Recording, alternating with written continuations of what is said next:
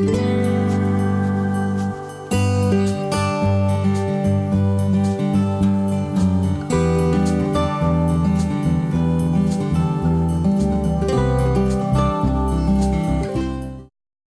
tardes, ¿cómo andan?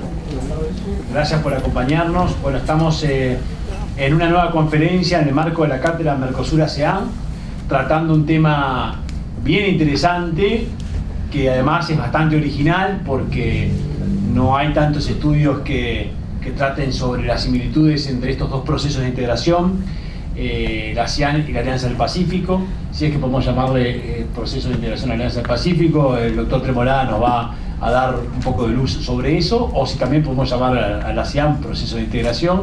Pero bueno, de cualquier forma vamos a hacer un esfuerzo aquí en esta nueva clase abierta de analizar sí dos procesos de integración que están muy en boga, que están muy en la literatura más moderna, porque están viviendo, uno es muy reciente, como es la Alianza del Pacífico, y otro es un proceso de integración bastante más antiguo, pero que está en este momento llevando adelante algunas transformaciones bien interesantes, que es el ASEAN.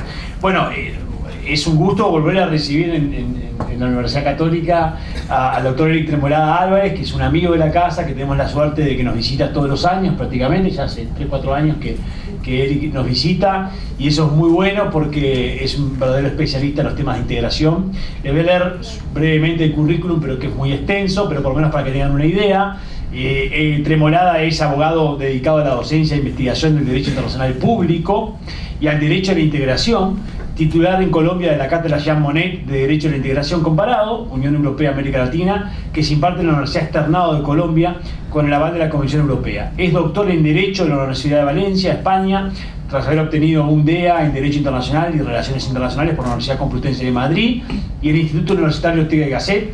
Tiene un máster en Análisis y Gestión de Ciencia y Tecnología en la Universidad Carlos III, una especialización en Derecho Constitucional y Ciencia Política del Centro de Estudios Constitucionales de Madrid y un diploma de Altos Estudios Internacionales de Sociedad de Estudios Internacionales de España. Es autor de numerosos libros, artículos y colaborador en medios escritos de Colombia y otros lugares, y bueno, dicta clases también en otros lugares. Así que bueno, es un verdadero gusto tenerlo aquí, porque lógicamente tenemos la oportunidad de escuchar por un rato a un verdadero experto de la integración desde una óptica jurídica, pero no solo.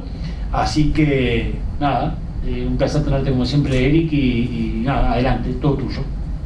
Gracias, Ignacio, gracias a ustedes por acogerme nuevamente. De hecho, esta es la vez en que llego más fácil a Montevideo. Ya hay vuelo directo entre Bogotá y Montevideo, y eso hay que agradecerlo. Antes era Vía Crucis por Lima o por Santiago de Chile, pero no había otra, bueno, por Buenos Aires tal vez, pues. En fin, esa del buque único está mal, ¿eh? Esa también la hice, pero esa es la mejor de todas en las escalas. En fin, bueno, agradecerles a ustedes la presencia, el interés, por supuesto a la Universidad Católica, que siempre me ha recibido como si estuviera en mi casa, y ya a partir de la quinta ya empiezo a cobrar honorarios y estaré en la planta docente. No, mentira. ¿Qué es lo que queremos, o lo que quiero contarles y contárselos muy brevemente? Porque más que tener una típica conferencia magistral, lo que quiero es interactuar con ustedes, oírlos, oír sus inquietudes. Y es, van a ver, las diapositivas están todas montadas en lógica de paralelismo, y tratar de ver desde el origen, cómo es el origen de un proceso, el origen del otro proceso, y más o menos sus pequeños avances. Y además con una visión absolutamente crítica, pero con una crítica constructivista. Es decir, yo soy una persona que cree, no me dedico hace ya no sé cuántos años a temas de integración, no porque no crea en ella, todo lo contrario, creo en la integración, creo en los procesos de integración, pero creo que uno de los dramas en Latinoamérica es que de alguna manera o no queremos entender cómo se hace la integración, o sencillamente la política de la no integración, porque no puede ser que este sea el continente que tiene más procesos de integración en el mundo, pero el que menos consolidado los tiene. Entonces esto es casi que hay una explicación de fondo que uno podría entender, ¿no? De hecho, hay Julio, tú lo conoces, uno de los investigadores junior que tenemos allá en la cátedra en Bogotá. Él anda obsesionado con la línea de investigación de tratar de demostrar que no hay política realmente de integración. O sea, todo lo que existe es menos, pero hay retórica más no política, ¿no? Una reacción más o menos.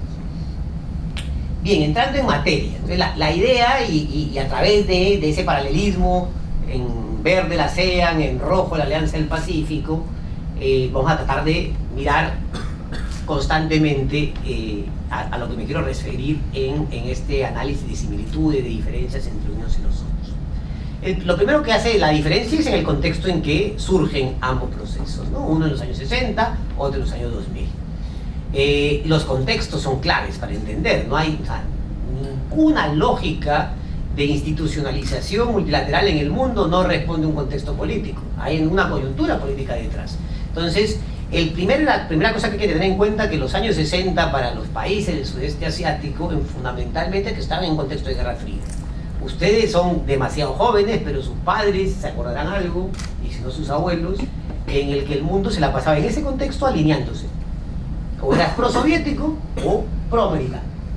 Y dentro de eso, además, el sudeste asiático en particular tenía una influencia colonialista sumamente fuerte de lo que había sido Europa y de alguna manera la presencia que querían mantener y determinar los Estados Unidos ahí. Y eso hacía que eran estados con una fragilidad interna muy marcada y absolutamente desconfiados entre sí, el uno del otro. Entonces ese es el contexto en el que se están haciendo.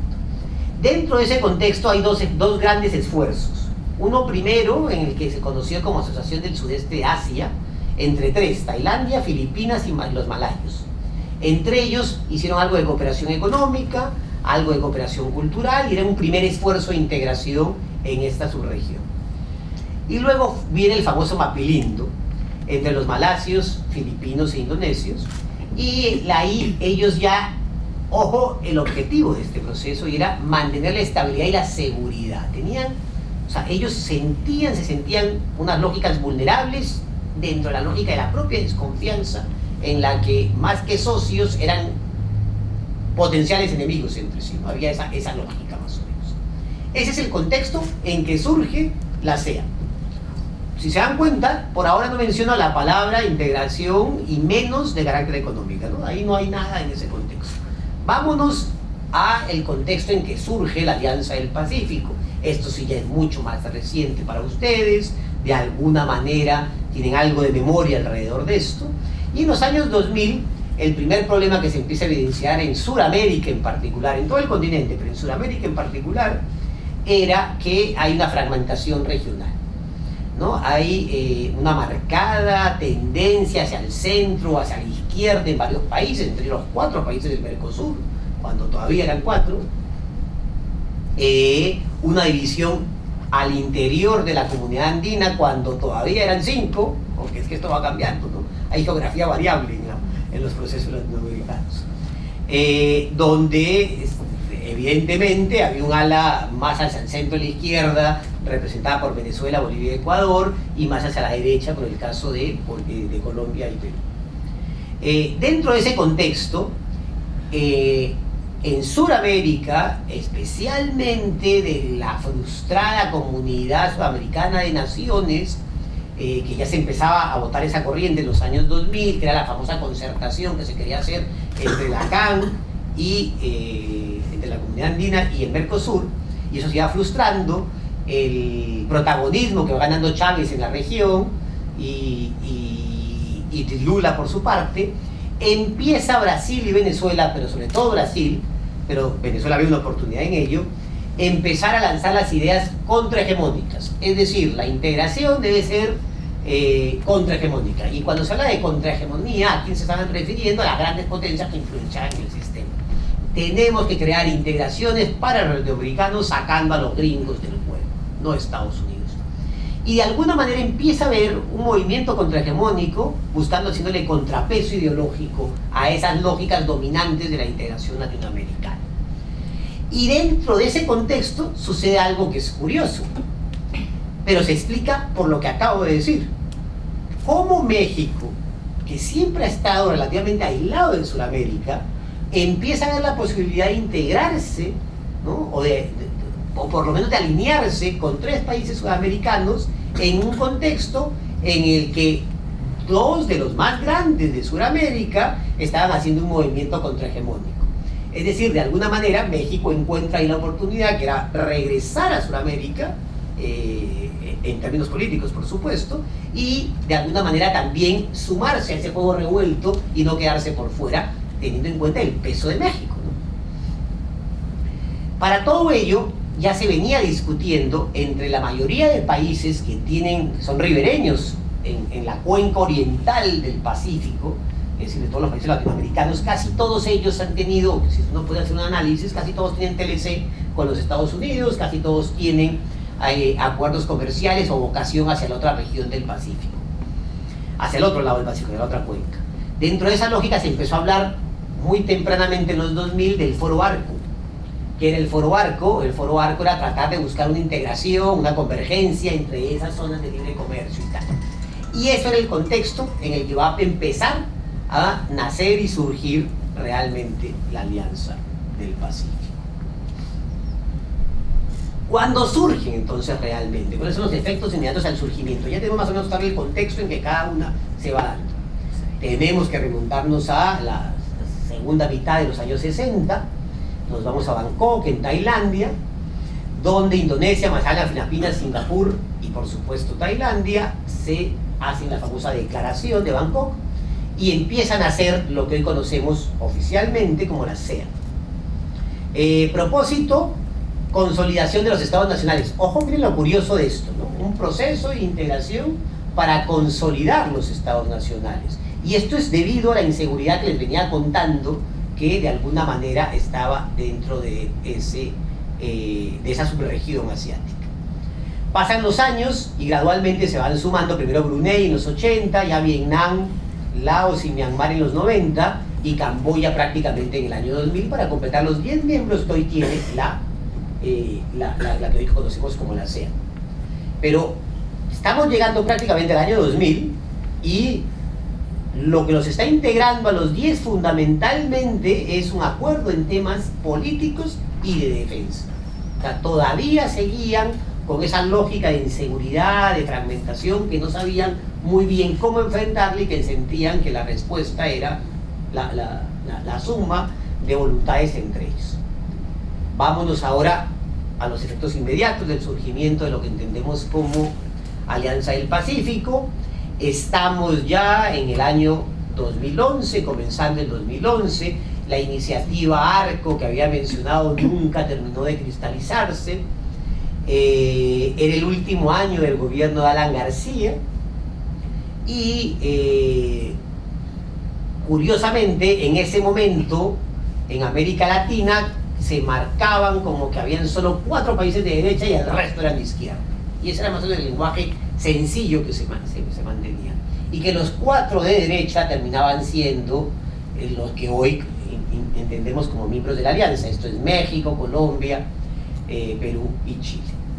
Y de ahí que en esa cumbre en Lima Alan García lance la idea y la compren rápidamente los presidentes de turno de los otros 3 países, y se empieza a hablar de lo que hoy conocemos como Alianza del Pacífico propiamente dicha, y además lo dicen directamente en la cumbre de Lima, nace como una alternativa al regionalismo poshegemónico que estaba surgiendo en la región, particularmente, era clarísimo, contra el ALBA.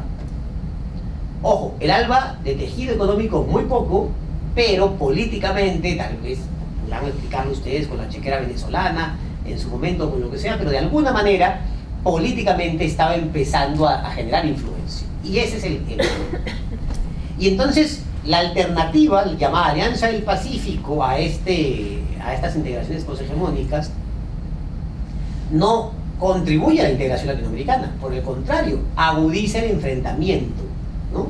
Los enfrentamientos ideológicos se empiezan a marcar, y ustedes pueden encontrar, eso se revisa relativamente muy fácil a través de Google, mirando medios de comunicación y tal, ustedes se encuentran en prensa, en fin, que ahí estaba, ¿no? Evo Morales hizo una entrevista, pero no me acuerdo el calificativo en este momento, se me acaba de escapar, pero algo así como los cachorros del imperio creando, ¿no?, un proceso netamente imperialista, tratando de revelarse a las nuevas formas de integración latinoamericana, en fin. Pero en todo caso, esto agudiza, o sea, la aparición de la alianza agudiza la fragmentación no solo entre los países latinoamericanos, sino al interior de cada uno de los procesos. Sin embargo, la finalidad sí nace, y tal vez eso fue lo más coherente que hacen los países miembros, y es que le dan una finalidad fundamentalmente en aspectos económicos. Y lanzan la idea de una integración profunda, ya hablaremos del eufemismo profundo, pero en principio la denominan así, profunda, que se va a construir de manera consensuada y progresiva. Y dejémoslo ahí por ahora para no adelantar debates. Y ya estamos digamos, en el momento en que ya surgen los dos procesos, y ahora miremos cómo se han ido institucionalizando esos procesos a lo largo de los años. La primera institucionalización relevante en el caso de la ASEAN se da en el año 76 con el famoso Concord I, que era un tratado de amistad y cooperación, y empieza a fijar, digamos, unas líneas de cooperación que más tarde va a ser lo que uno podría hablar es, digamos, las líneas de la integración propiamente dicho de la ASEAN. Todo lo que tiene que ver con política y seguridad, temas económicos y temas socioculturales, ¿no? Una lógica eminentemente cooperativa. Luego ellos crean un mecanismo de solución de controversias, de diferencias, perdón, bueno, lo mismo para los efectos, a finales de los 90. Ya en los años 2000 se crea el Concord II, o sea, el segundo protocolo real de la ASEAN, con un segundo protocolo también de soluciones de controversias, y finalmente aparece una carta de la ASEAN en el 2007. Y entonces ya aquí esto es muy curioso porque son casi 30 años previos, es poco lo que se avanza, y hay una institucionalización muy evidente al finales de los 90 y sobre todo en los años 2000, y en ese sentido, digamos, se va acercando curiosamente a la alianza. Y también se va acercando a lo que vivieron ustedes en el contexto en el que se configura el Mercosur. O sea, no es gratuito que en los 90 los procesos de integración económica hayan tenido, digamos, algún tipo de estímulo, porque ese orden mundial, acuérdense que hablábamos de Guerra Fría, justo desaparece en ese contexto.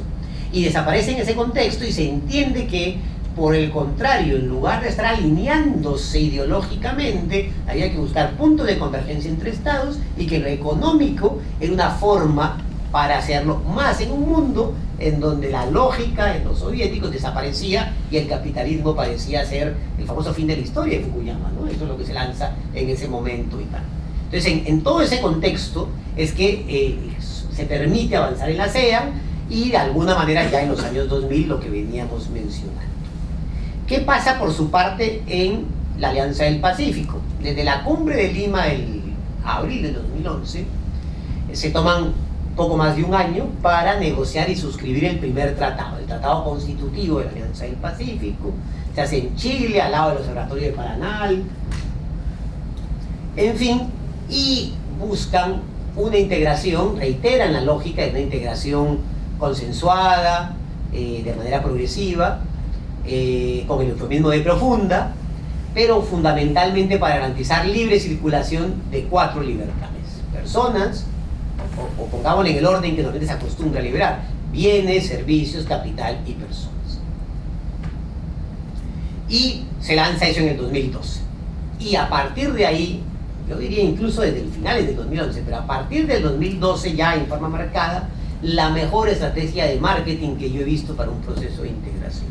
La Alianza del Pacífico empieza a aparecer en cuanto medio, los medios de comunicación que comen, no sé cómo se indigestan, porque nadie digiere lo que dan, ¿no? Le sueltan la información y la repiten, juegan como cajas de resonancia, no como de análisis y tal.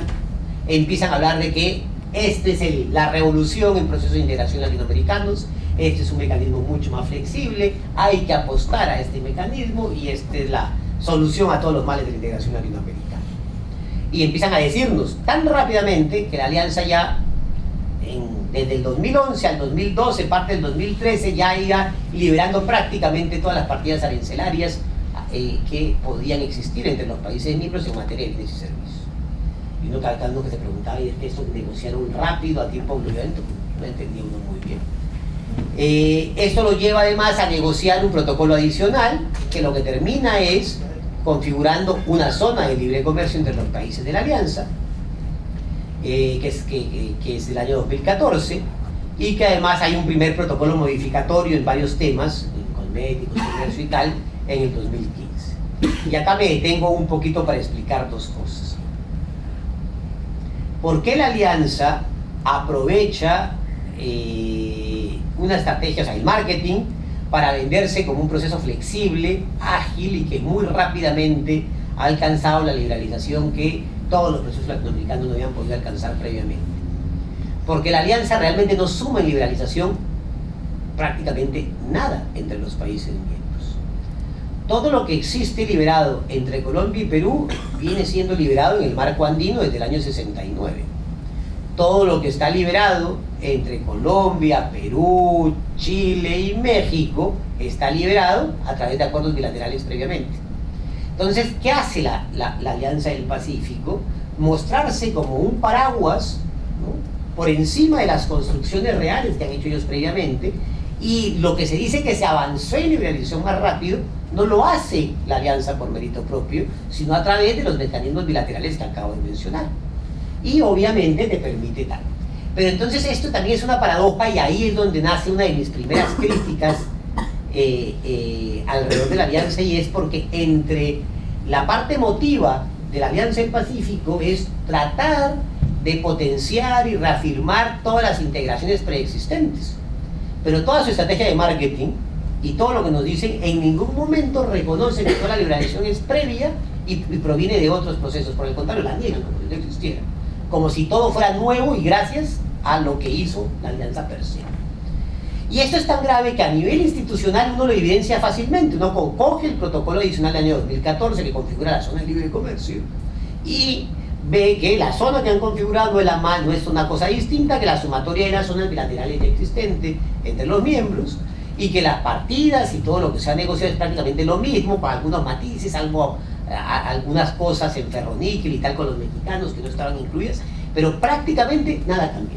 Prácticamente nada cambió, incluso las excepciones.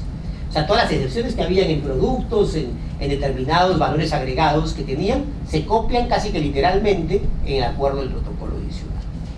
Entonces esto es muy curioso porque se vende como si se hubiera avanzado mucho, pero realmente se ha avanzado a través de muchos esfuerzos, mucho sudor y muchas lágrimas, en procesos bilaterales que ellos han de alguna manera siempre desconocido. Por tanto, siguen contribuyendo a la fragmentación de la integración latinoamericana, desconociendo otros esfuerzos. Bien, volvamos ahora a la lógica de cómo se toma decisiones en un lado y en el otro. Esto también es muy paradigmático. La ASEAN, digamos, es mucho más sincera en cuanto a evidenciar sus objetivos y la institucionalización que va construyendo. Me explico. Para los que nos dedicamos a estudiar integración en Latinoamérica, desde una perspectiva además constructivista o institucionalista, llegamos a varias conclusiones que nunca se han corregido del todo, y la Alianza del Pacífico no va a ser la excepción, pero que la ASEAN lo hace mejor, y es lo siguiente: es que normalmente la institucionalización jurídica, es decir, la regla vinculante que va a ser operativa la cooperación entre los estados para lo que ellos quieran liberar, esa regla vinculante debe ser como un traje a la medida del nivel de integración que se pacta, que se pretende pactar. Y acá la pregunta es, entonces la ASEAN, si ustedes se dan cuenta, define dimensiones cooperativas en seguridad, en política, en defensa, algo en económico, y va a crear una institucionalización más o menos acorde a ello. Algo más burocratizada, algo menos. Pero la alianza sí te define un objetivo, y te define un objetivo a largo plazo y un objetivo profundo, para no entrar todavía en el eufemismo de profundo, pero profundo en términos de hacer 4 libertades. 4 libertades que, de acuerdo a la teoría de la integración económica, no son una cosa distinta que la construcción de un mercado común. Sin embargo, no tiene institucionalización. Y entonces la pregunta es, ¿esto es que tú creas el bebé y partes de la base de que porque le das mucha vitamina C puede crecer sin vestido? O sea, no tiene traje que lo haga operativizable. Sin embargo, toda la dinámica y todo lo que no lo venden es a través del marketing, que, repito, niega lo anterior. En ese sentido, la ASEAN es mucho más clara.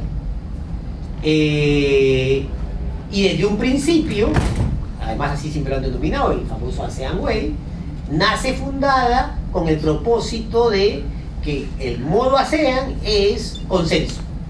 Ellos buscan consensos a través de las instituciones que van creando y de acuerdo a eso, si logran esos consensos, van avanzando. Lento, pero van avanzando a través de esos consensos sin pretender nada más allá de ello. Y obviamente, además esos consensos deben estar orientados, ojo, y eso también es muy de la ASEAN Way, orientado primero que nada a la estabilidad nacional. Es decir, el marco cooperativo busca garantizar la estabilidad de los países miembros, no de la asociación. En otras palabras, la voluntad no está en mostrar a la ASEAN como algo distinto a los estados, sino poner a los estados casi que por encima de la propia ASEAN. Y eso también es, uno dice, eso es una contradicción en términos de integración. Por supuesto que lo es, pero es un discurso sincero lo que vienen construyendo. ¿Ok? Por tanto, ellos dicen, para esto no debemos en ningún momento atribuir ninguna competencia soberana, y esto lo hacemos a través del consenso y de lo que internamente podamos ir consolidando luego que queramos incorporar lo consensuado. Y eso de alguna manera hace que se vayan generando unas competencias funcionales en distintas áreas, particularmente seguridad, defensa y algo en temas económicos.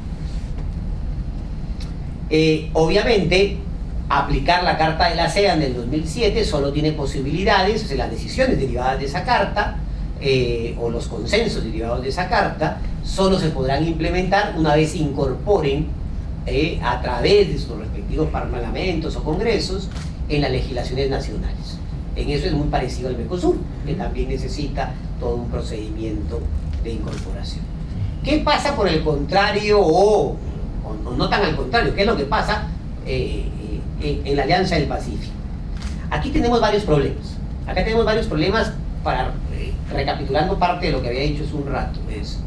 La Alianza del Pacífico pretende un objetivo absolutamente ambicioso, 4 libertades. También quiere lograr esas 4 libertades, es decir, de bienes, servicios, capital y personas, lograrlo de una u otra manera, de manera consensuada, modo hacer, y progresiva, poco a poco, paso a paso. Toda integración termina siendo progresiva, es algo absolutamente lineal. El método Monet de los europeos no es otra cosa que una construcción típica de una telaraña. Construyes una red, un filamento más otro filamento, y lo vas hasta, y eso hace que sea casi difícil de construir. Bien, ¿qué institucionaliza la alianza para su toma de decisiones? Poco o nada, prácticamente. Entonces, el primer planteamiento que tenemos, y es una cosa muy curiosa, es que la alianza nace prácticamente sin órganos, no tiene órganos. Habla de que que el Acuerdo de Paranal va a permitir que se vaya configurando también de manera progresiva una especie de sistema legal de la alianza, ¿no? Entonces la pregunta, ¿y con qué se va a componer el sistema legal? O sea, ¿quién propone ese sistema legal? ¿De dónde salen las decisiones?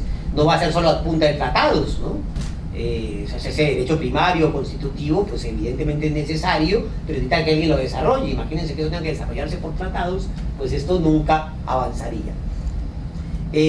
Sin embargo, eso es todo lo que hace mención el Acuerdo de Paranal. No hay mecanismos respecto a la toma de decisiones, mucho menos se refiere a cómo podemos incorporar esas decisiones en el caso que se tomen. Entonces no sabemos si qué va a pasar pues uno inferiría que si no hay mecanismo mínimo tendrá que pasar por el control político de los respectivos congresos, y mucho menos el efecto que puedan tener esas decisiones, ¿no?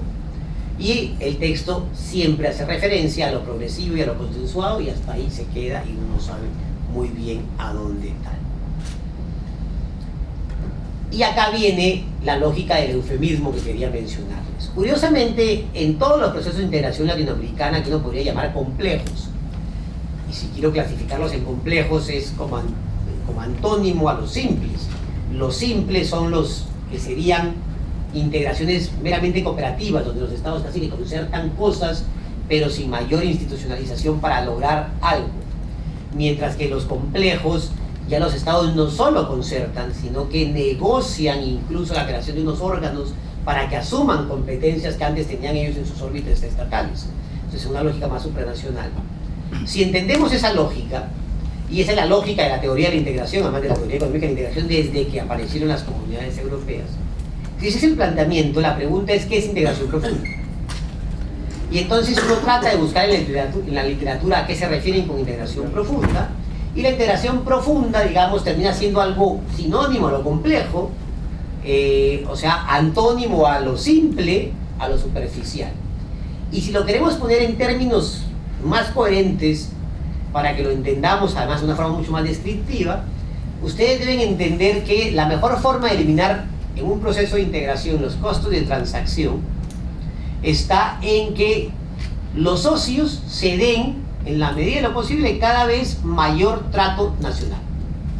Entonces, si cada uno de ustedes, ¿no?, ustedes como uruguayos, dentro de todo Uruguay, pueden mover libremente los bienes que ustedes quieran comercializar, sin ninguna dificultad distinta a la normativa previamente existente, ofrecer sus servicios profesionales o incluso mover su capital o ofrecer su mano de obra, toda esa lógica la hacen dentro de un aspecto, ¿no?, de un marco previamente regulado que es la normativa interna uruguaya. Es decir, entre ustedes opera trato nacional. Cuando tú vas haciendo procesos de integración económica, tú vas disminuyendo los costos de transacción. ¿A qué me refiero a costos de transacción? Porque lo que tú quieras mover entre dos países, dos o más países, en materia de bienes, servicios, capital y trabajo, cuesta. Nada de gratis. Tú tienes que...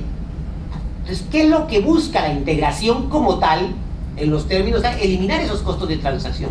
¿Y cómo los elimina? Dando cada vez más, a través de la institucionalización que crea, el traje jurídico, de acuerdo al nivel de integración pactado que se crea. Ese traje jurídico debe ser coherente y consonante con lo que se quiere, y cada vez, mientras más profundo sea el nivel que se quiere alcanzar, más cercano al trato nacional. En otras palabras, si yo fuera, vamos a meter el dedo en el ojo, pero si en mi mano izquierda está lo más superficial y en mi mano derecha lo más profundo, aquí casi que el trato es con costos de transacción altísimo en este lado de la mano izquierda, porque los estados siguen siendo cada uno soberano, impondrá sus normas para el movimiento de bienes, servicios y capital como quiera. Mientras que si estoy en el brazo derecho, jugando lo más cercano al brazo derecho, cada vez los estados han ido perdiendo esa competencia, eliminando costos de transacción, trasladándose a unos órganos comunes, para que en este escenario, en esta dimensión, el costo de transacción casi desaparezca y el trato nacional sea casi perfecto.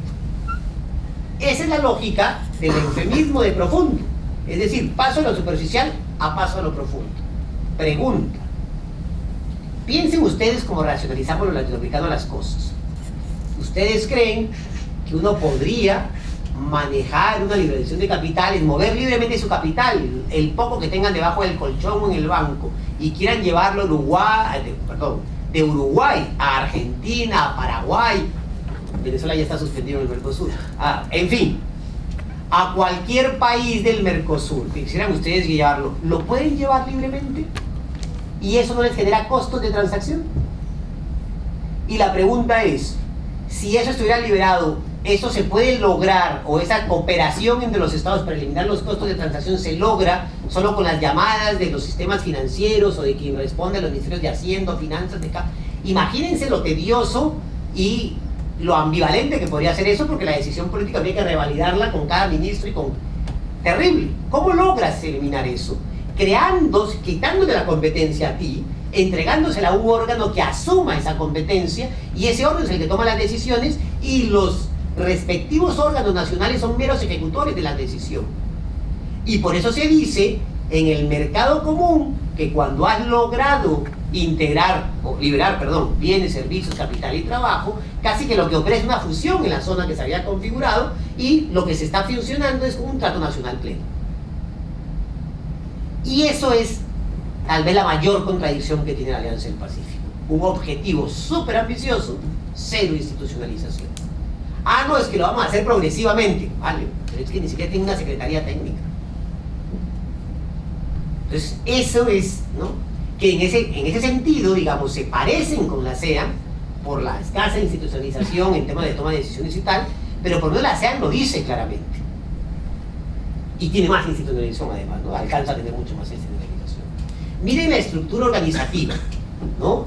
De hecho, la de la ASEAN, estoy simplificándolo al máximo, porque si uno quisiera ponerlo, esto es muy compleja. Una telaraña sumamente compleja. Y miren la de la parte roja en la diapositiva, que es absolutamente sencilla, ¿no? La ASEAN, digamos, como estructura principal, esto hay muchas gráficas, incluso en la misma página, en fin, que ustedes pueden profundizar. Pero si uno quisiera ir a lo clave en la ASEAN, están las famosas cumbres, también 20 y tantas cumbres que han tal. Una presidencia con una rotación anual, un consejo de coordinación donde están los ministros, en materia de relaciones exteriores, que tienen que reunirse mínimo 2 veces al año, y tal vez la dinámica empieza por aquí, por los famosos consejos de la famosa comunidad de la ASEAN, que es el de la comunidad política y de seguridad, que es uno de los temas en los que se avanza, el consejo de la comunidad económica y el consejo de la comunidad sociocultural, que son las 3 líneas de actuación básicas para este tema. Y adicionalmente hay unos organismos ministeriales sectoriales que, digamos, recogen las competencias de los consejos de las comunidades y además adicionalmente, el comité de representantes permanentes. Y entre todos ellos le tiran el trabajo a la secretaría, que es el órgano técnico que tiene que administrar esto en 10 países que suman 600 millones de habitantes, ¿no? Esto es una cosa compleja, no vayan a pensar. Pero es una estructura que acabo de explicar, una organización muy simplificada, lo que acabo de explicar, pero es mucho más compleja de lo que se ve ahí. Vámonos para la alianza. Es facilísimo explicarlo. Cumbres ni siquiera están mencionadas. Hay 11 cumbres y todas las dinámicas a través de las 11 cumbres. La próxima, la número 12, se hará a finales del próximo mes en Cali, pero por ahora solo cumbres, ni siquiera están mencionadas como tal. Una presidencia pro tempore, también anual, eso parecido a la ASEAN, eso sí está mencionado expresamente en el tratado, y el famoso Consejo de Ministros, que de alguna manera ya hice alusión, que no tiene mayor lógica. Existe un grupo de alto nivel que fue creado, ojo, con una declaración presidencial, con la primera, la de Lima, en el 2011, y que no es otra cosa que ese grupo de alto nivel es una reunión, ni siquiera informal o formal, no sé cómo llamarlo, una interacción, para no ponernos en lógicas de formal o informal, una interacción entre las secretarías de comercio o ministerios de comercio de los países miembros que de alguna manera hacen todo lo que es la preparación para las cumbres presidenciales desde una perspectiva técnica, ¿no? Contando qué es lo que está librado y qué es lo que no se puede dar. Y además existen 19 temas de trabajo, y son 20, eso hay que actualizarlo. Hay 19 temas, 20 temas de trabajo, que son áreas de trabajo que de alguna manera son de lo que se ocupa el GAN, ¿no? Pero ojo, ni los temas de trabajo, ni el GAN, ni las cumbres están mencionadas en el tratado. Lo único que existe institucionalizado en el tratado como tal es el Consejo de Ministros, que repito, desde el 2012 creado y no ha tomado la primera decisión, y la presidencia pro tempore, que sí es una presidencia rotativa, ¿no? Que termina además siendo un dolor de cabeza para los servicios exteriores de los países miembros, porque yo asumo la presidencia pro tempore y como no hay ni secretaría, ni agenda, ni nada, ¿qué fue lo que dijeron en la última cumbre? ¿Qué es el compromiso que tenemos y el chicharrón que esto significa para manejarlo, ¿no? Entonces, que también es una contradicción. Bien, ¿qué fortalezas uno puede encontrar en ambos procesos? La ASEAN está caminando y supuestamente es un objetivo que querían tenerlo desde el 2015 ya concentrado y no lo han podido lograr. Es prácticamente tener un mercado común montado, ¿no? Una comunidad económica propiamente dicha, bien consolidada. Si lo lograran, sería una cosa muy interesante, ya les había dicho, son 600 millones de habitantes. Entonces, para que se hagan una idea, solo sería superado como proceso de integración, bueno, si es que algún día entra en vigor, porque después de Trump, el famoso TPP, que está hoy en entredicho, la Unión Europea con 500 millones y los Estados Unidos con 400. Entonces, el peso de la ASEAN sobre estos 10 asiáticos, 10 del sudeste asiático, es una cosa a tener en cuenta y en consideración, ¿no? Además, es una población evidentemente joven, bien calificada, hay un altísimo grado de interconexión competitiva entre los mercados, y en Asia, digamos, Hay quien dice que hoy no hay un solo bien de valor agregado en el mundo que no haya pasado por una cadena asiática, directa o indirectamente. Entonces, de alguna manera tienen una serie de ventajas que los harían muy competitivos en esa lógica, ¿no? Es el centro de todas las cadenas de producción industrial. El comercio de bienes, intercambio en Asia supera a todas las demás regiones del mundo, o sea, por región es la más grande en intercambio. Y casi toda la mitad del comercio que se da en Asia es intrarregional. Eso es una fortaleza altísima, ¿no? Que en Latinoamérica, por ejemplo, eso es una debilidad. El comercio intrarregional no es alto, siempre termina siendo marginal. Entonces, para que tengan eso en cuenta. Fortaleza ya desde la perspectiva de la Alianza del Pacífico. Obviamente, los 8 en conjunto, perdón, los 4 en conjunto son la 8ª economía. La 7ª es Brasil, entonces ahí también ya empiezas a relativizar un poco. Ser la 8ª no es tan importante cuando ves que solo uno y vecino nuestro termina siendo la 7ª, pero en fin, sería la 8ª económica sumándolos, ¿no?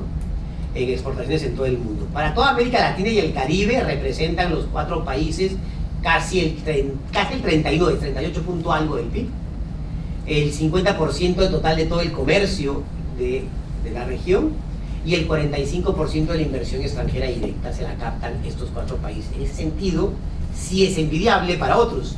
Es la región que más capta. Estos 4 captan casi la mitad de la inversión extranjera. Esto de alguna manera es porque ellos se promueven como eso, ¿no? Confianza inversionista, de la perspectiva de seguridad jurídica, en fin. Los 4 países más suman casi 215 millones de habitantes. También es una población muy joven, con un ingreso per cápita más o menos, ese es el global, ¿no? Esto varía.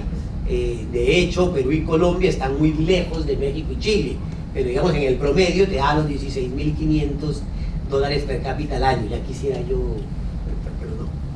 En fin, la población también es bastante cualificada, entonces eso también es una ventaja, y tiene unos consumidores. Teniendo en cuenta, recuerden lo que contaba en ese contexto, sobre todo en los finales de los años 2007 al 11, eran los países que más crecieron, mejoraron el poder adquisitivo de sus clases medias, y esto ha hecho que sean un comercio, o sea, unos países con un potencial consumidor muy grande, ¿no? México y Colombia particularmente son muy poblados, Perú no tanto, y Chile pues un poco menos, pero en todo caso con un poder adquisitivo que los hace muy fuertes. Pero ¿qué debilidades tienen? Esas son las fortalezas, ¿no? ¿Qué debilidades tienen? Varias. Tensiones, son 2 regiones que curiosamente conviven con las tensiones entre ellos y alrededor de ellos, ¿no?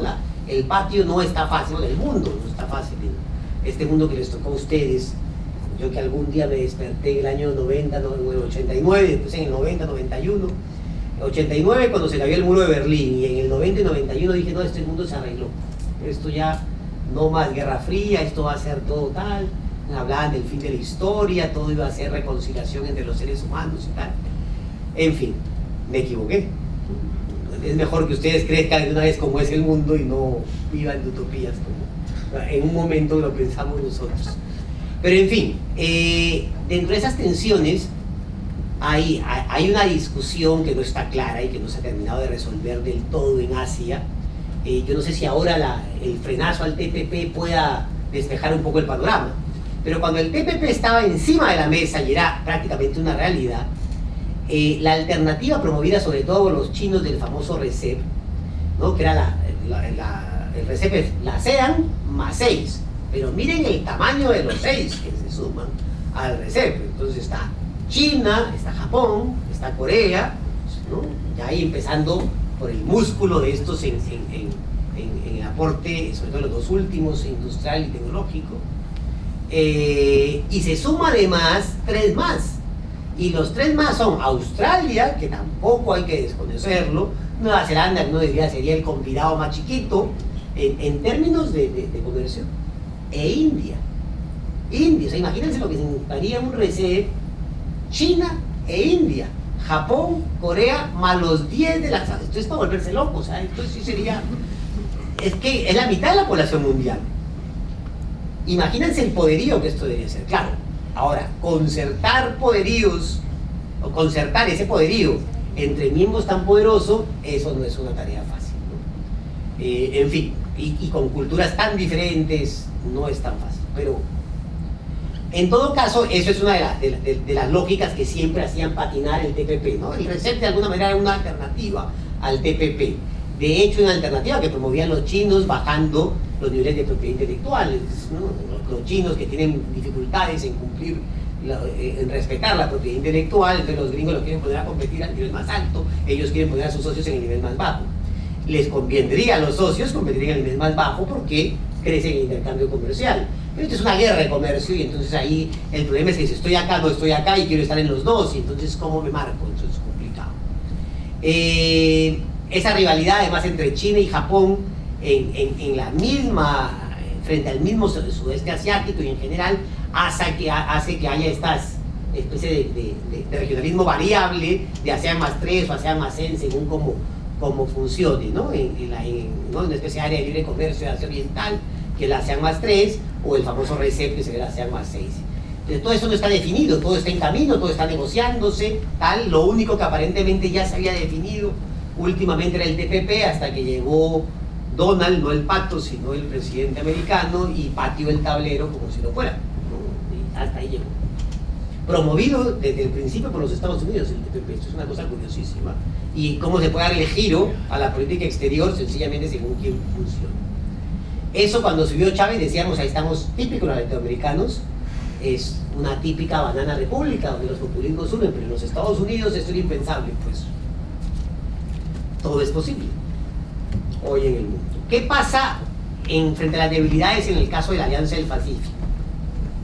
Primer problema, es una cosa que uno como académico se lo dice constantemente a sus alumnos, los alumnos le hacen muy poco caso, por lo menos los colombianos. Pienso que los uruguayos a lo mejor nos hacen más caso. Por favor, Ignacio, hagamos énfasis en esto, y es: cada vez que ustedes emprendan algo y que ese emprendimiento sea para lograr algo en determinado sitio, lo primero que deben tener es claramente, conceptualmente, cuál es el sitio que tienen que defender. Entonces, ¿por qué quiero hacer ver esto? Porque todos los miembros de la Alianza del Pacífico demuestran, y lo dicen desde el Tratado Constitutivo, y la retórica y el marketing permanentemente es irnos a la región Asia-Pacífico. Nuestros ojos deben estar en la región Asia-Pacífico.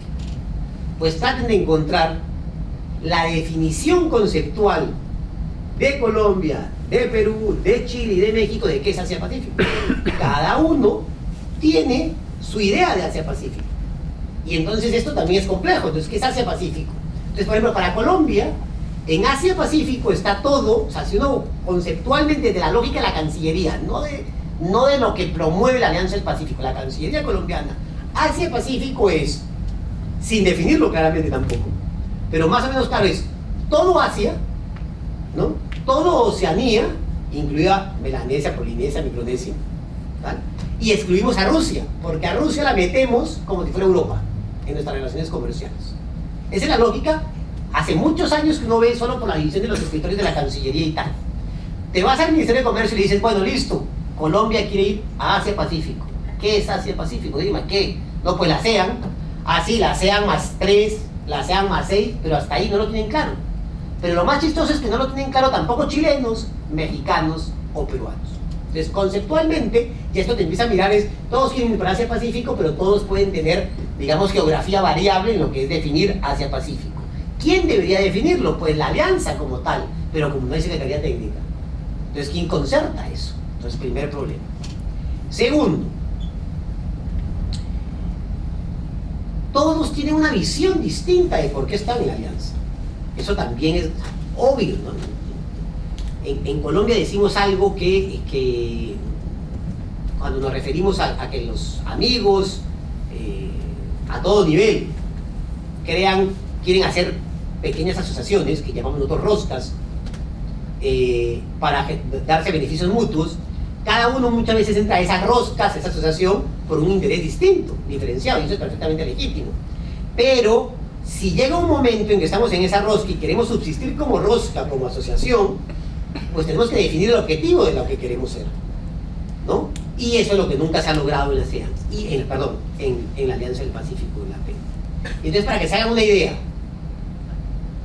en Colombia, la razón principal de habernos metido a la Alianza del Pacífico es una que ustedes no la van a encontrar en ningún documento oficial, pero se dice constantemente en los pasillos y en todos lados, y es que tanto México, Chile, Perú ya tienen presencia significativa en Asia, y entonces ahí viene en Asia-Pacífico, te lo dicen, ¿no? Empieza el lío, en Asia-Pacífico, será solo en China, será en China, Japón y Corea, será en algo más de China y Japón, pero ellos te dicen Asia-Pacífico en general. Y Colombia no. Y entonces, ¿qué es lo que ve Colombia? Una oportunidad en la Alianza del Pacífico, y es, yo me voy con los que realmente más que socios son competidores a disminuir el desplazamiento que ellos ya me tienen hace años en un mercado que... Para que se hagan una idea de lo que quiero referirme al desplazamiento de Colombia y lo entiendan, es fundamentalmente, por ejemplo, en países de la ASEAN, la presencia colombiana es absolutamente marginal. Colombia tiene prácticamente 48 millones de habitantes. ¿Cuántos tiene Uruguay? 3.300.000. Ustedes, por ejemplo, comercian más con Tailandia que Colombia. Es increíble. O sea, miren la dimensión de los dos. Entonces hay cosas que uno no puede entender. Entonces a eso nos referimos con desplazamiento. Nosotros con el único país de toda la región de Asia-Pacífico en el que hemos podido concretar un acuerdo de libre comercio que recién está implementándose es con Corea. Y después no se imaginan cuánto sudor y lágrimas para lograrlo. Con Japón hay una negociación que nunca ha terminado de cuajar, que parece que se va a concentrar solo en temas de inversiones y ahí va a quedar, y para de contar, no hay nada, pero concretamente solo eso. Entonces, una escasísima participación en el mercado de Asia. El único que tiene superávit en la relación con el mercado asiático es Chile. El de México es para pegarse un tiro, si uno lo mira aisladamente. Uno de los años más significativos, por ejemplo, en la balanza comercial entre todo Asia-Pacífico y toda América Latina en su conjunto, todo, incluido Brasil, en el año 2003, el balance global era 143.000 millones de dólares entre las dos regiones, y el déficit era de 42.000 millones, en contra, en perjuicio, digamos, de los latinoamericanos, ese déficit de 42.000 millones. Ojo, ¿saben quién producía 40.000 millones de ese déficit en Latinoamérica? Del déficit global de 42.000, solo México. O sea, México cargaba 40.000 millones de los 42.000 millones del déficit latinoamericano frente a todo Asia y toda Oceanía, lo que significa todo Asia y tal. Y uno dice, tan locos los mexicanos, son torpes, son brutos. No, los mexicanos, y esa es una de las razones por la que está México en la Alianza del Pacífico, y por eso quiero ligar esto con lo otro, es México, gracias al NAFTA, entendió que la oportunidad en temas de libre comercio está en crear cadenas de valor. Y importa cuánta cosa se le ocurra de China, o sea, lo que ustedes puedan ocurrirse de China, que uno dirá, ¿para qué es tan importante semejante cosa que uno la mira y dice, eso no tiene utilidad para nada? Pero todo eso que le importa, lo transforma de alguna manera en México, lo convierte, gracias a las lógicas de normas de origen en producto mexicano, al transformarlo, y lo mete al mercado americano o canadiense. Y la balanza comercial global de México, la global, es con superávit en favor de México, pese a que se come un déficit de 40.000 millones solo con los chinos. O sea, esto es de locos, pero lo entiende. Entonces, ¿por qué México está? ¿Cuál es la razón de que México esté en la Alianza del Pacífico? Fundamentalmente por dos lógicas. Una, el origen. Recuerden que yo les mencionaba que en ese juego revuelto que se estaba viendo en Latinoamérica, en donde Brasil trataba de ser el protagónico, el país más musculoso de la región, el antagónico incluso a los Estados Unidos. Recuerden que Brasil entra en negociaciones del tratado con Irán, o sea, empieza a jugar en las grandes ligas, ya no solo como potencia regional. Entonces México dice, o yo meto a Sudamérica a hacerle contrapeso a Brasil, o Brasil me come. La oportunidad de la alianza. Entonces, primera razón, contrapeso. ¿Realmente le interesa a México crecer más en términos de comercio con Perú, con Chile y con Colombia? No, de alguna manera tiene alcanzado lo que tiene. Hacerle contrapeso tal.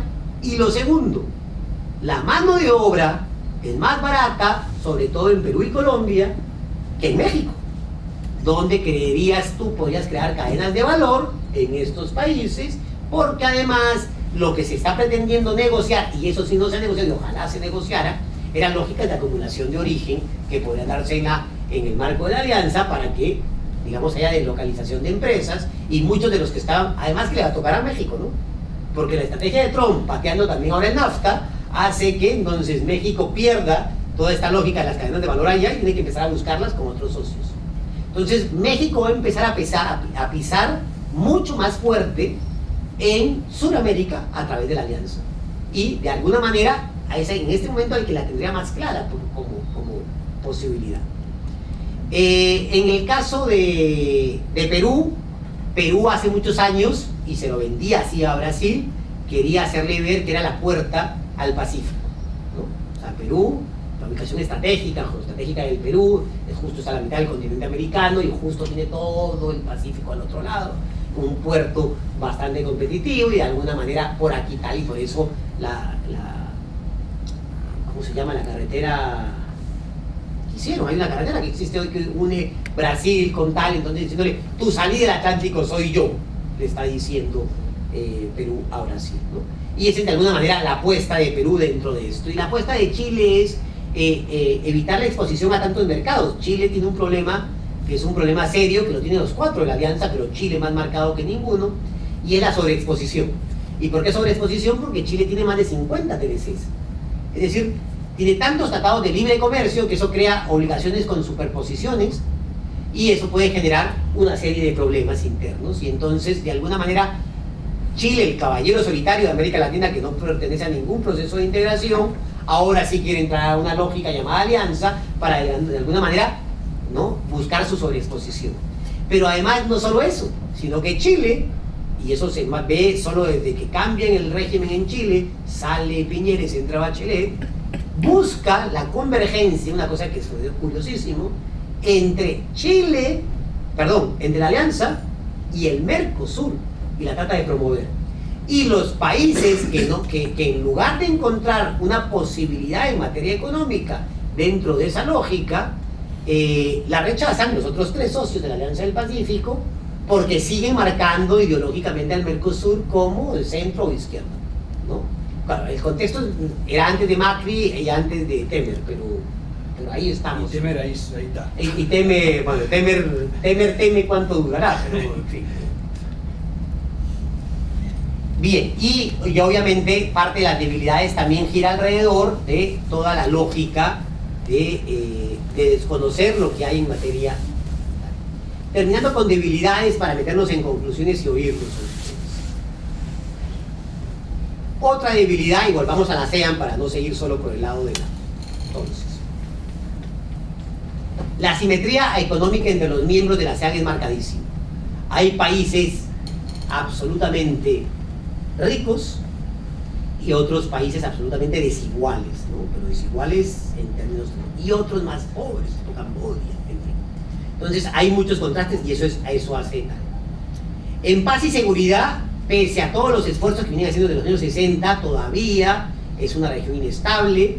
Hay, no solo para hablar de la cantidad de líos que hay en el mar de China, o sea, 1000 conflictos sin definir, y eso puede ser digamos, fuente de 1000 cosas, y además es fuente permanente de la desconfianza mutua entre ellos, ¿no? Para unas cosas se ven muy unidos, pero para otras ellos no confían, ¿no? Entonces hay lío entre Filipinas y China, ahí por el arrecife de Escaragur, el Vietnam, Malasia, Filipinas y Brunei por las Spratly, Taiwán y Vietnam con el lío que significa ser Taiwán, y Malasia y Filipinas por Sabah. O sea, esto es un problema constante. Si a esto encima le sumas el lío de Corea del Norte y Trump mandando los portaaviones, esto ya la cosa es, bueno, los manda, no sé cómo los tiene que tener la brújula al revés, porque los manda, se pierden, se van a Australia, pero los manda, en fin, pero perdón. Y en el caso de alguna manera ya había adelantado cosas en la alianza, la sobreexposición por los acuerdos, como pertenecen a muchos, y las distintas visiones, ¿no?, que era lo que estaba marcando, de una manera la puerta, México, las cadenas de valor contra peso Brasil, Colombia cortar la brecha y Chile disminuir su exposición, que básicamente es eso. En conclusión, ¿no? Y esa es una conclusión que yo trato de hacerla transversal, común para los dos procesos. Tanto la ASEAN como la Alianza pretenderían crear un mercado común. La ASEAN fue mucho más coherente, por lo menos en el sentido de que fue aplazando esa decisión, solo la marca ya en los años 2000 con cierta claridad, y la vino aplazando porque no ha encontrado, digamos, el marco político necesario para hacerlo. Pero por lo menos ha ido sincerando el discurso y diciendo que tiene que ser. La Alianza, por el contrario, sigue vendiéndonos que es algo más que una simple zona de libre comercio, que pretende una integración profunda y no se queda más que en el discurso, no avanza más allá de lo de los acuerdos bilaterales, y lo que realmente funciona bastante bien, repito, es el marketing político. Pero, ¿en qué consistiría la crítica? Para ambos, con una institucionalización en la que no ceden competencias, va a ser muy difícil, prácticamente es una utopía pensar en que vía consenso podrán construir mercados comunes. Primera crítica en común. Ambos procesos se excusan en que son modelos alternativos a lo que existen, ¿no? Es lo que los de la ASEAN llaman la ASEAN Way, la flexibilización tan mencionada en la Alianza del Pacífico, y entonces el modo de hacer de cada uno es muy curioso porque lo representan como si fuera algo alternativo a lo que existe, pero en el fondo lo único que está reflejando es desconfianza. ¿Desconfianza entre quién? Entre los socios. Es decir, más que socios, terminan siendo competidores en mercados, competidores en temas de seguridad, etcétera, etcétera, etcétera, ¿no? Entonces, esto es un problema en ese sentido. Otro problema grave en los dos, el excesivo peso del presidencialismo. Ya lo habíamos mencionado desde la perspectiva latinoamericana, en ASEAN también es muy marcado, los líderes no quieren dejar de tener un protagonismo, donde hay órganos institucionalizados en las integraciones latinoamericanas o en la propia ASEAN, casi que jerarquizan el proceso con la presencia de los órganos presidenciales. Y esto, pues, o sea, la experiencia demuestra que esto no suma, sino normalmente resta, ¿no? Porque además, más aquí que allá, ustedes lo viven de alguna manera mucho menos marcado que muchos otros países que nos toca vivirlo en Latinoamérica, y es que todos los presidentes se creen Luis XIV en Latinoamérica, ¿no? Entonces se siente en el Estado, llega cada uno y reinventa todo, ¿no? Todos han descubierto el agua caliente, en fin. Es muy difícil avanzar en procesos de integración que quieran pretender pasar de mi brazo izquierdo al brazo derecho, es decir, de lo superficial a lo profundo, de lo simple a lo complejo, si no encuentras una lógica de institucionalización que te permite ceder competencias para que alguien decida y cuide el interés común. Mientras siga permaneciendo por encima de todo el interés nacional, esto es muy difícil, porque no hay una voluntad independiente de la organización frente a los estados. Y esto es el drama de la integración latinoamericana, y con todo respeto de los miembros de la ASEAN y de la Alianza del Pacífico, ni la ASEAN Way ni la flexibilidad de la alianza van a marcar una diferencia en este sentido, imposible. Y particularmente para la alianza, la ASEAN no pretende nunca decir que ha llegado a configurar una zona de libre comercio, que está en pos de un mercado, o sea, digamos, es mucho más sincero su discurso. En el caso de la alianza, con el pesar de muchos, podrán decir lo que quieran, pero no son más que una simple zona de libre comercio, que además no ha alcanzado la alianza como tal, sino los acuerdos bilaterales previos. Básicamente eso, señores, y quiero oírlos a ustedes, por favor.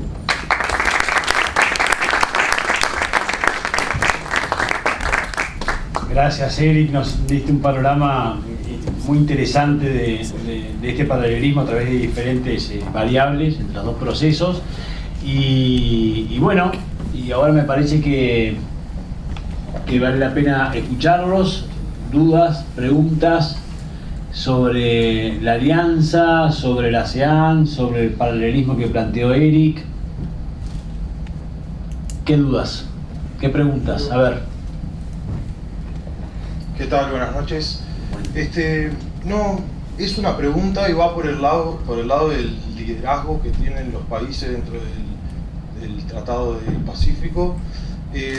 Dado una ausencia de liderazgo de un país que tome, ¿no? Veo dos opciones, ¿no? Como por un lado sería lo que intenta Chile unir con el Mercosur, pero ahora tenemos Argentina que deja el proteccionismo, pero hay una crisis política en Brasil, y por el otro lado México que quiere hacer el Asia-Pacífico, pero bueno, todos los conflictos que se están dando con Corea del Norte, etcétera. ¿Para dónde cree que podría haber una salida o qué país podría llegar a tomar un liderazgo? Vale, eso no es una pregunta, sino es casi que me quieres volver en un adivinador del futuro. No. O sea, interesantísimo el planteamiento. Lo difícil es responderlo.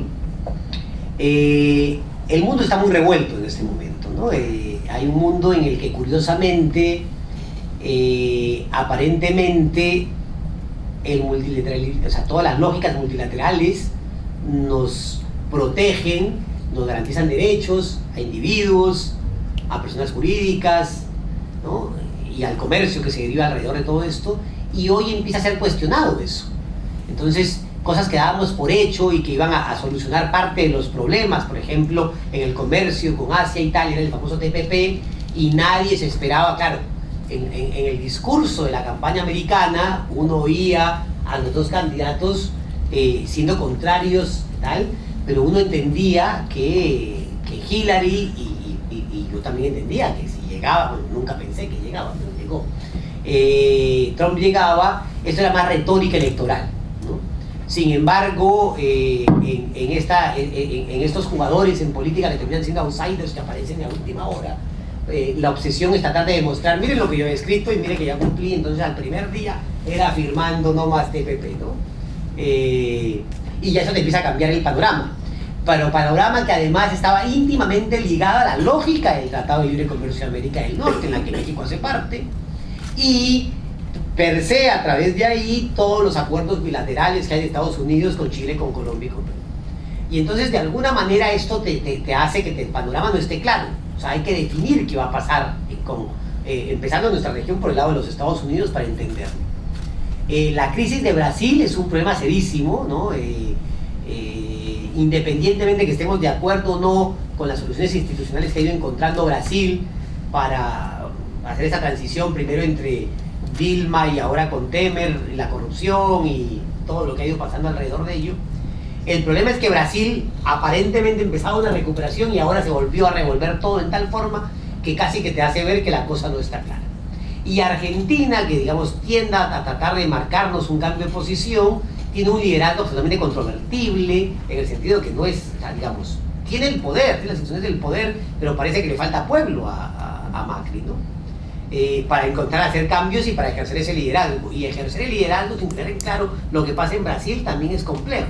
Entonces, ¿no? Un Paraguay que también está en una situación complejísima, y entonces a la larga las suizas son ustedes, ¿no? Ustedes son los que representan la única estabilidad dentro del Mercosur, porque ni hablar del socio suspendido y del que pretende entrar. Pero no podemos mirar. Pero no pueden mirar, claro, no tienen el músculo para ello. Entonces, ese es parte del problema, ¿no?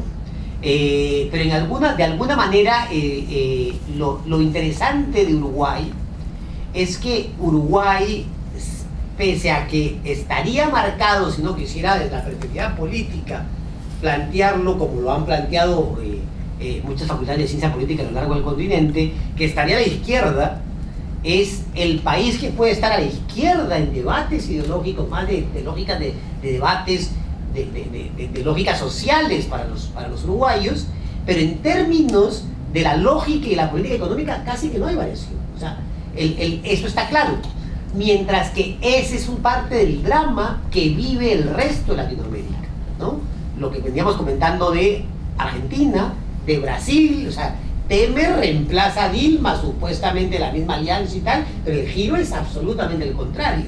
En México, en Perú, en Chile, en la misma Colombia, o mejor dicho, entre los miembros de la alianza tiemblan, lo comentábamos hace un rato, cada vez que hay un cambio de presidente en alguno de los países de la región, porque qué tal que me suba uno y que me cambie el modelo ideológico, porque la lógica, la línea ideológica te cambiaría, el modelo económico. Si no es políticas de Estado, digamos. Exactamente. Entonces, en ese sentido, ustedes nos están dando una muestra a los latinoamericanos de madurez política dentro del Madrid, porque esa línea la tienen más o menos clara y son coherentes y consecuentes y demandan incluso coherencia a sus socios, pero no tienen el músculo para liderarlo, ¿no? Tienen las instituciones aquí, pero no, digamos, no el garrote para ponerlos o alinearlos.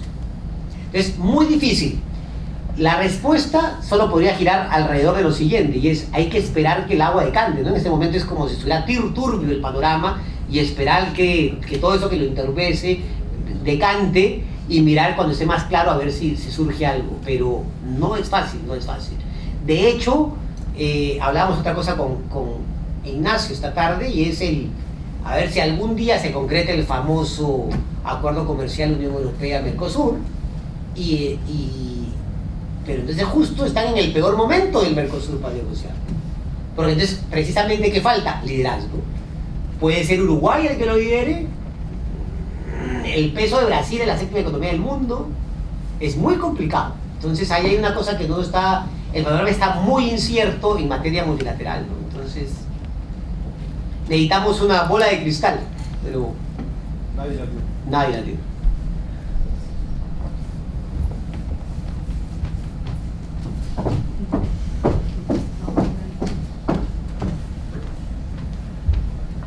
Buenas, mi pregunta va más por el lado de la relación entre la Alianza del Pacífico y la ASEAN, porque ha habido un acercamiento entre ambos bloques más después de la caída del TPP, que no sé si va por el lado comercial, pero mi pregunta va, el hecho de que la alianza no esté institucionalizada, ¿puede afectar la viabilidad de un acuerdo futuro entre ambos bloques en el área comercial? No, una buena pregunta, y no, la respuesta en principio no debería afectar. El problema es el siguiente, que termina siendo una lógica, o sea, digamos,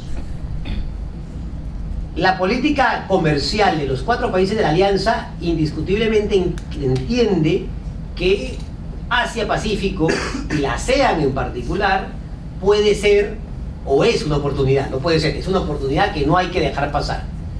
El problema es que la ausencia de institucionalidad no les permite hacer una lógica de apuesta común hacia ellos. Entonces, ¿cómo entran? Casi que bilateralmente, es decir, los esfuerzos que consiga Perú con Tailandia, o Perú con Singapur, o Chile o tal con CAC. Porque además, del lado de la ASEAN también pasa exactamente lo mismo.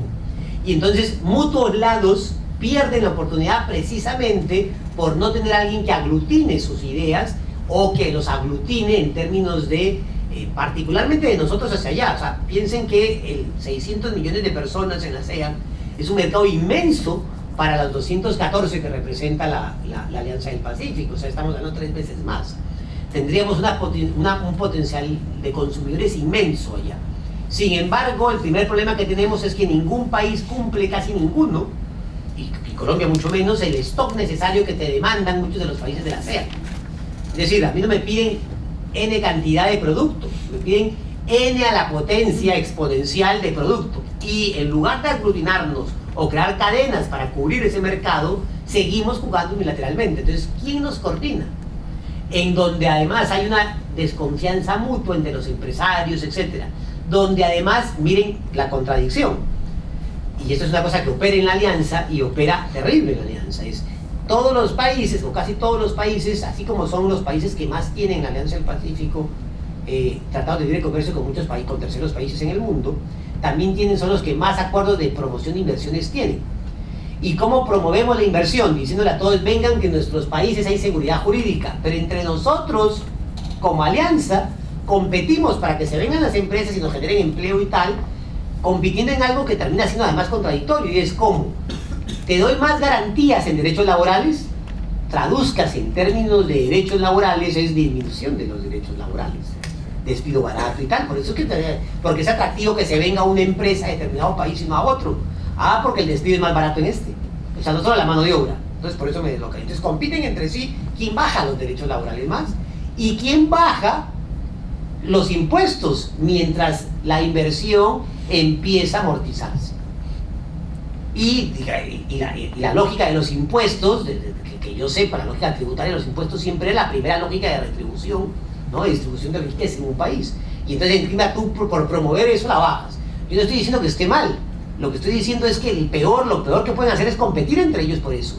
O la concertan y que mire a ver dónde le conviene hacerlo o no. Pero claro, no es funcional.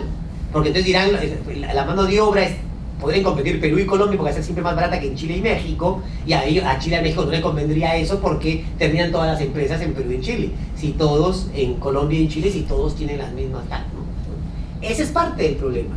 Entonces, ¿cuál es la discusión? Y por eso, digamos, insisto con lo que comencé, yo creo en la integración, pero es que tú no haces la integración con retórica.